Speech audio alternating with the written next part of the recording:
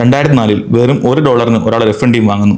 അതും ഒരു സിംഗിൾ റേസോട് ജയിച്ചിട്ടല്ല, അതൊരു സമ്പൂർണ്ണ പരാജയമായ ടീം. അപ്പോൾ തന്നെ ഇതുകൊണ്ട് എന്ത് കാണിക്കാനാണെന്നും ഇത് വെറും പബ്ലിസിറ്റി സ്റ്റണ്ട് ആണെന്നും ഇനി ഇതിലേക്കിടുന്ന പൈസ എല്ലാം വെറും വേസ്റ്റ് ആണെന്നുള്ള കളിയാക്കൽ ഉയർന്നു വന്നു. ആൻഡ് ആസ് എക്സ്പെക്ടഡ്, ബഡ്ജറ്റ് ഇല്ല, വിന്നിംഗ് കൾച്ചർ ഇല്ല, പ്രോപ്പർ സ്ട്രക്ചർ ഇല്ല, റൈവൽസായ ലെജൻഡറി ടീംസും.